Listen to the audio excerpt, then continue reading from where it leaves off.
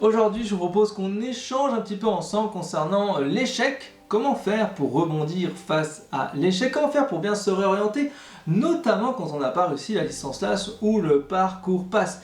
Alors c'est vrai que la licence LAS, le parcours PASS, c'est une année extrêmement sélective. Vous avez entre 10 et 20% de réussite. Et concrètement, j'ai reçu énormément de messages de votre part me disant bah oui, mais moi je n'ai pas été classé, j'ai même pas la mineure, j'ai même pas la moyenne, j'ai même pas la moyenne en majeur, je ne sais pas quoi faire, est-ce que je me réoriente en classe 1, est-ce que je me réoriente dans une licence normale, dans un autre parcours totalement qui n'a rien à voir, est-ce que je vais à l'étranger, bref. J'ai reçu beaucoup de questions de votre part et c'est vrai que c'est pas si simple à y répondre un par un, donc du coup j'essaie de faire une vidéo un peu globale pour que vous puissiez avoir les idées claires là-dessus. On va prendre la première situation qui me semble plus correcte, c'est lorsque par exemple vous avez votre licence mineure, votre licence majeure et vous avez la moyenne pour les deux, mais vous n'êtes pas classé. Dans ce cas-là, vous allez passer forcément en LAS 2, ok. Et à partir de cette LAS 2, vous pourrez retenter soit en LAS 2, soit en LAS 3, du coup votre chance pour médecine, pharma, kiné, dentaire ou sage-femme.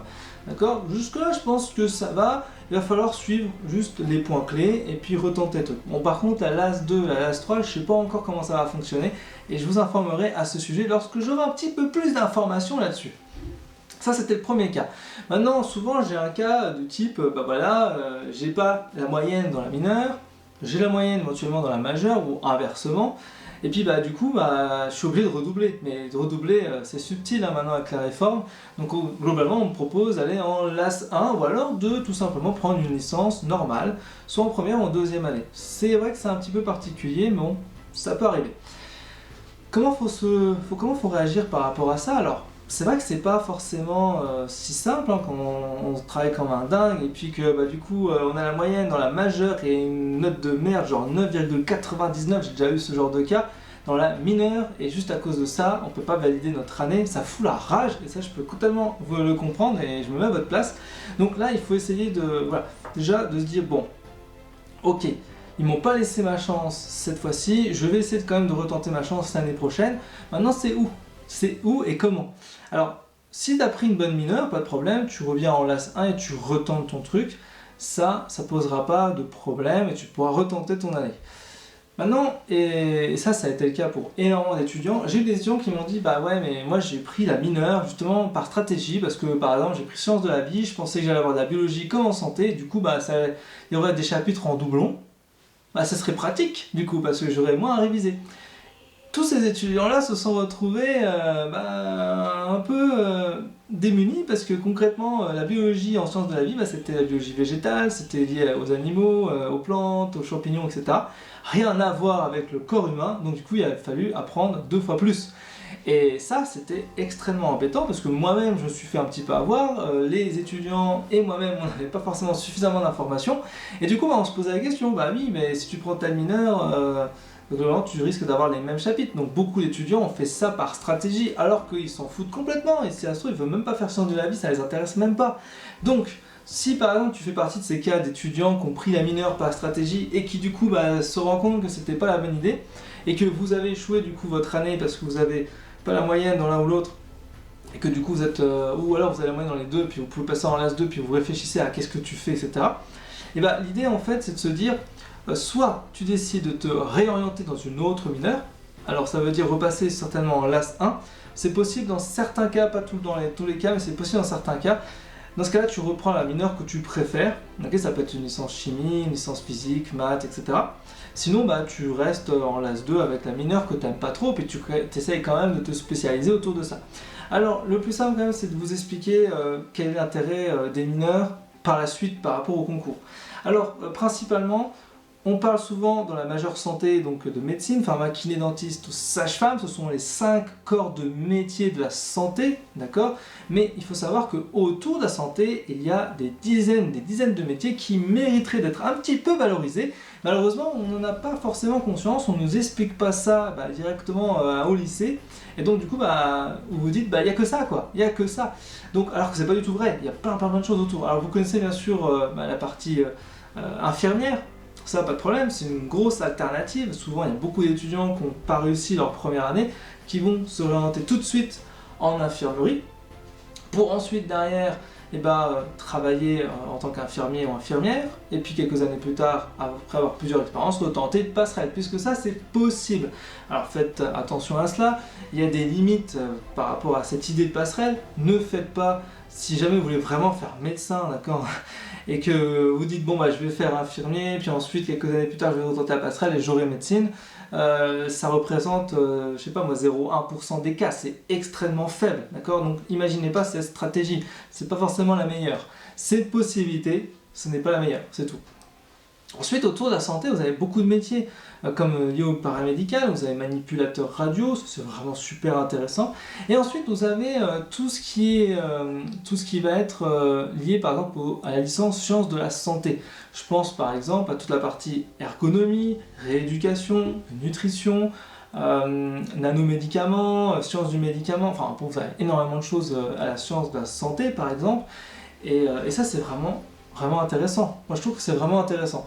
Sciences du médicament, c'est vraiment le parcours parallèle à pharma, si je puis dire. C'est-à-dire que si vous avez échoué, par exemple, pharma, et vous voulez faire pharma, vous faites sciences du médicament, ça vous amène quasiment au même profil que pharma, sauf que vous avez un titre d'ingénieur en santé. Un titre d'ingénieur, on parle d'un diplôme universitaire, mais globalement, vous avez le même statut qu'un pharmacien. Sauf que le pharmacien sera prioritaire dans la recherche d'emploi.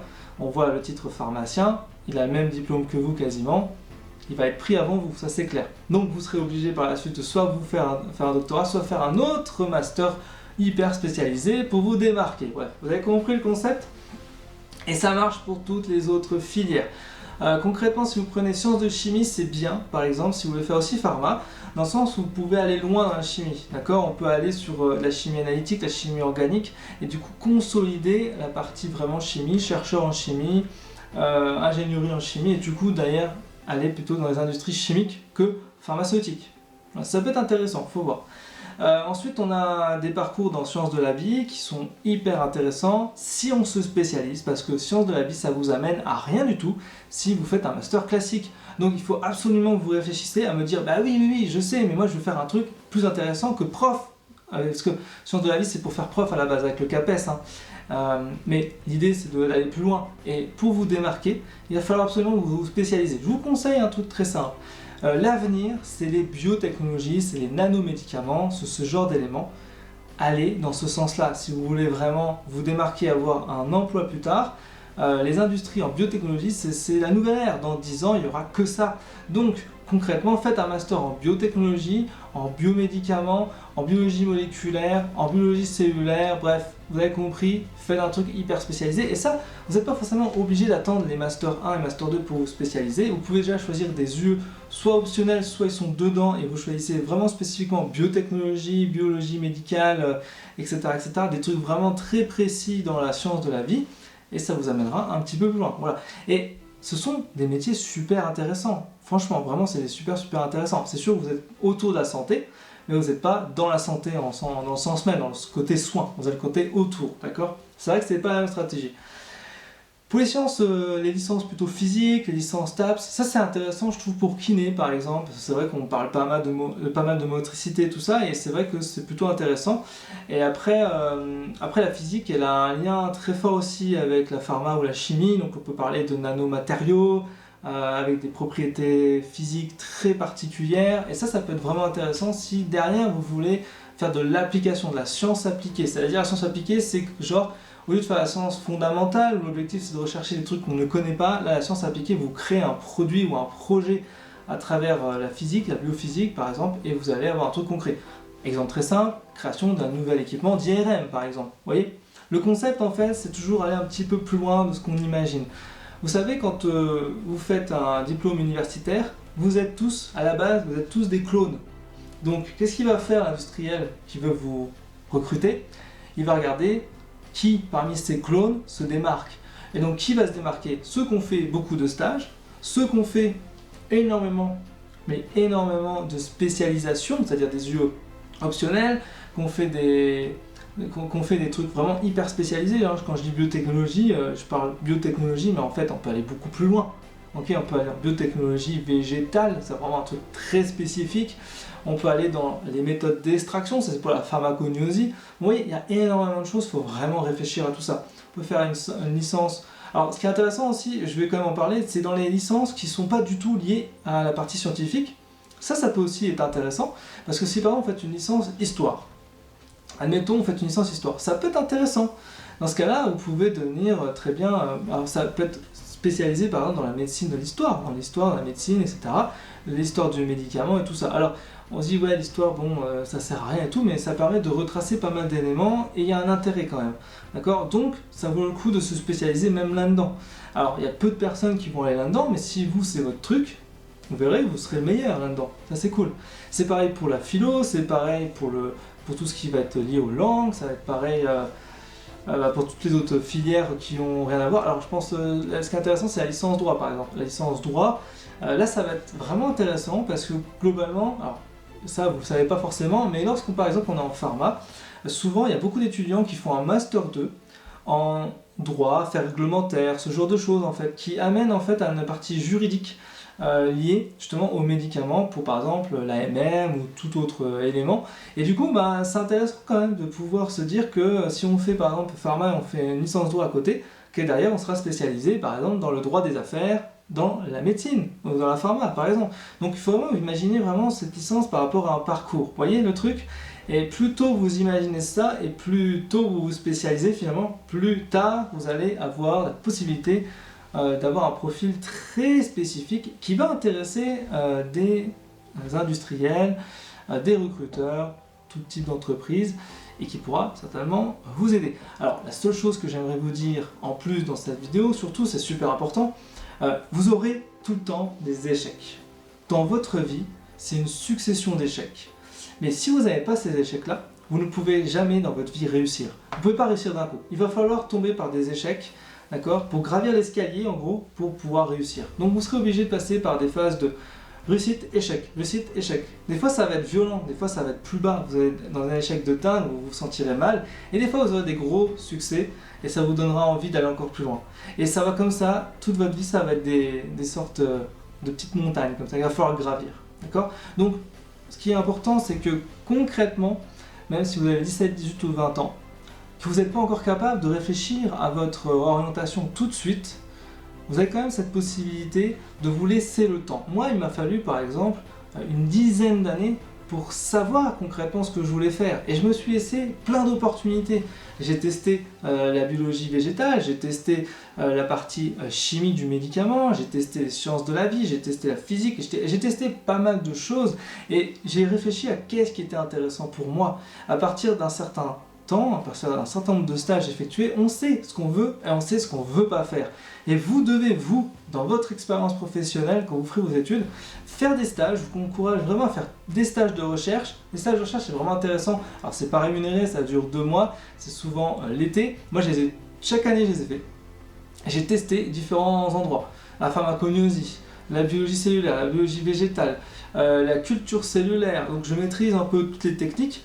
Et j'ai trouvé ça super intéressant, sauf que j'ai remarqué un truc, la science fondamentale, ce que font les enseignants-chercheurs dans leur petit labo, c'est la science fondamentale, ça sert à rechercher des petits trucs, des petits nouveaux récepteurs par exemple, pour essayer de trouver des nouveaux médicaments.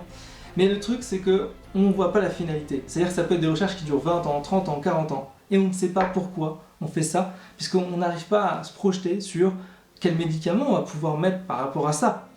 Et moi, c'était très frustrant pour moi. Je voulais tout de suite un truc qui fonctionne. Moi, j'aime pas, je suis patient, mais j'aime bien dans mon vivant, voir quelque chose de concret.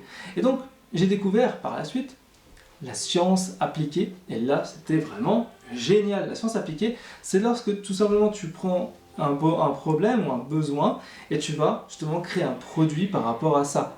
C'est pour ça que j'ai créé mon entreprise, que je te mets là si tu veux vraiment regarder si ça t'intéresse.